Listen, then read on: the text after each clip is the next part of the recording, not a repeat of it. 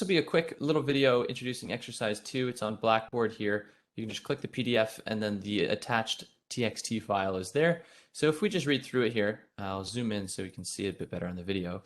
We're going to create a program that reads the sales for 12 months from a file and calculates the total yearly sales as well as the average monthly sales. Okay, so there'll be a bit of a command menu to see the monthly sales or the yearly sales or exit the program. And we've kind of covered how to do those repeating menus on loops last week.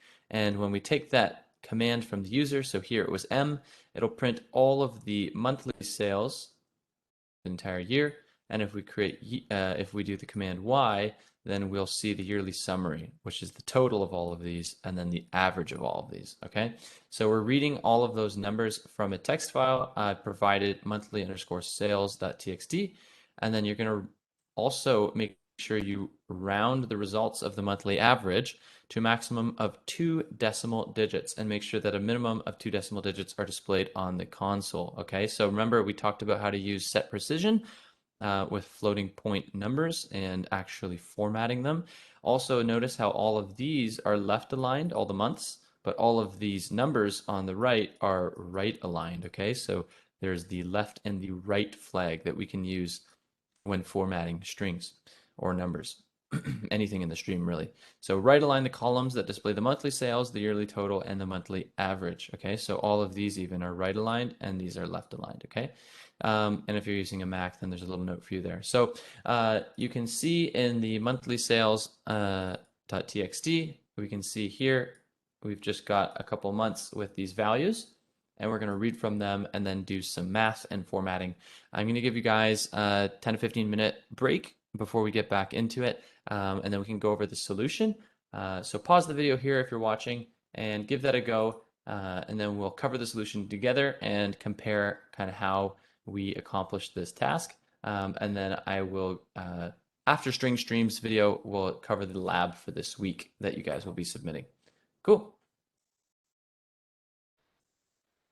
All right, so we're going to go over the solution for exercise 2 here. If you haven't finished your effort or your attempt, then just pause the video here and take 10-15 minutes and see if you can get it working. But I'm going to share my screen here and we're going to look at solution for exercise 2. Okay, so here we go. We've got my code light main.cpp. Now you can't see it in there, but I've also, if I'm in the containing folder here, you can see I've got my monthly_sales.txt, and if I double click that, that's just a collection of months and currency. Okay, so if I close this, we've included quite a few preprocessor directives in order to do some math, some strings, some formatting, IO manip and limits, and our fstream obviously for file and input output. So we started by making a file name for our variable for the monthly_sales.txt, which is what we want to open, and then we make this command menu. So we can check what the user enters with the command char. We're going to store what they enter in the command variable, and then we have a bunch of if statements. If the command is M, then we're going to run this code. Else, if the command is Y, we're going to run the yearly summary code. Else, unable to open, else if the command is X, then we leave and say bye, else invalid command. Okay, so that's a high level, the if else that's happening here. Now let's take a look at the if command equals M. That's the first scenario. So we grab the command variable from the user. If their command is M, we'll enter these braces and we'll run everything inside of this. So everything from here up, okay? So taking a look at that, we print out monthly sales title, so they know that they've chosen the monthly sales option, and then we create an input stream file object. We open it, and then we check if it's successful, then we create a couple variables. There's no point in creating the variables if it's not successful, right? So here's if it's not successful, our else statement there. That's if it is successful, we run all these lines of code from 33 to 40. Else, then we just run unable to open the file. So if it is successful, we create a string called month, a double called sales, and then we set our set precision for our decimals or our floating points, and we set it to be fixed, and we set it to be a precision of 2. So that way we'll always see 2 decimal places after the decimal. Then, while we're reading from the input file, so that's a while loop, we get our month and then we get our sales and we save it in our string and our double. Okay, and then we just see out left align with a width of 5 the month, and then we do we also chain our insertion.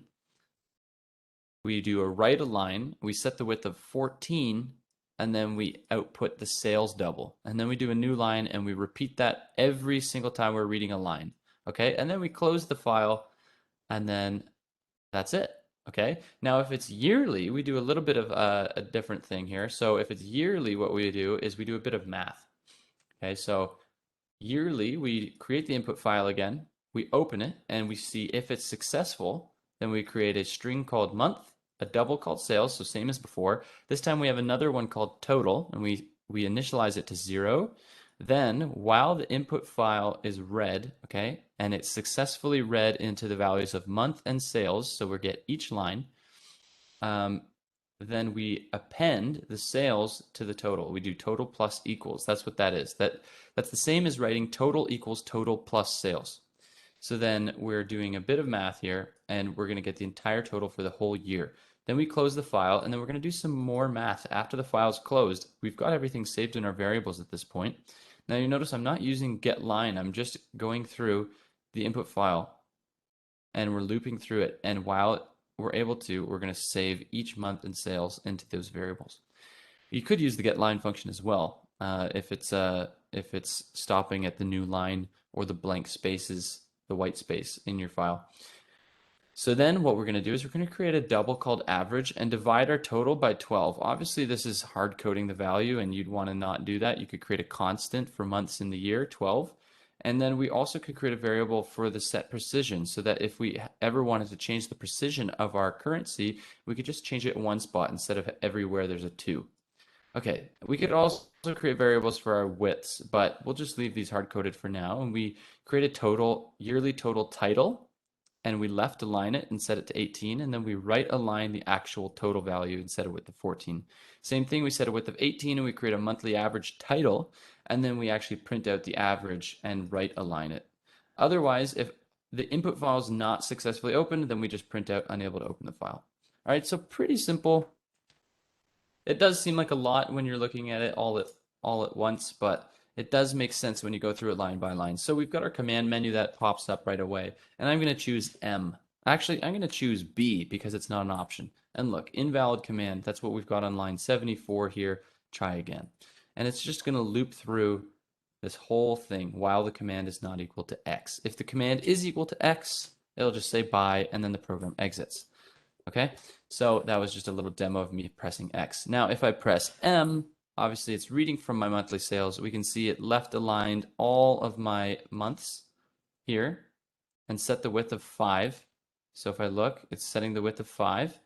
And then it's going to set the width of 14 and align the numbers to the right. So 1, 2, 3, 4, 5, 6, 7, 8, 9, 10, 11, 12, 13, 14.